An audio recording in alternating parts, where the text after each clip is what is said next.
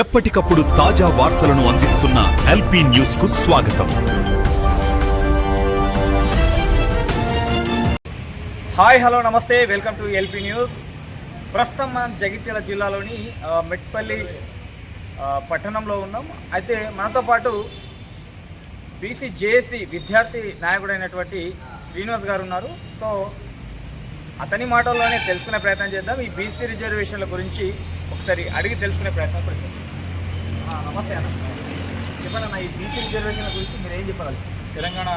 తెలంగాణ వ్యాప్తంగా బీసీ ఉద్యమం ఉధృతంగా కొనసాగుతుందని చెప్పవచ్చు.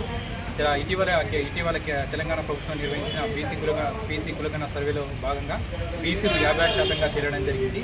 వాళ్ళ న్యాయమైన డిమాండ్ 42%. కొంతమంది అగ్రవర్ణ నాయకులు, ఓసీ నాయకులు హైకోర్టులో కానీ సుప్రీంకోర్టులో కానీ కేసు వేసి అడ్డుకోవడం జరుగుతుంది. వారి జనాభా శాతం కేవలం 2% మాత్రమే. కానీ వారికి కేంద్ర ప్రభుత్వమైన మోడీ ప్రభుత్వం 10% రిజర్వేషన్ కల్పించి తెలంగాణ వ్యాప్తంగా ఉన్న బీసీ నిరుద్యోగుల పొట్టకొట్టిందని చెప్పవచ్చు. తెలంగాణ వ్యాప్తంగా నిర్వహించిన వివిధ పోటీ పరీక్షల మార్కులను మనం గమనించినట్లయితే కేవలం వాళ్ళు పరీక్షలో పాల్గొనే ఉద్యోగాలు వచ్చే పరిస్థితి ఏర్పడింది.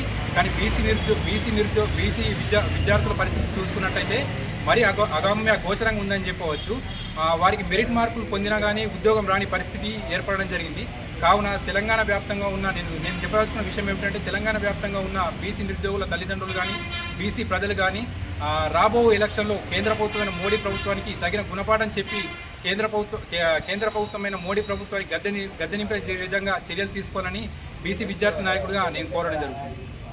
ఓకే, చూసుకున్నట్లయితే బీసీలు ఎట్లా మోసపోతున్నారు అనే విషయంపై మనకు క్లారిటీ ఇవ్వడం జరిగింది. సో చూస్తూనే ఉండండి ఎల్పీ న్యూస్.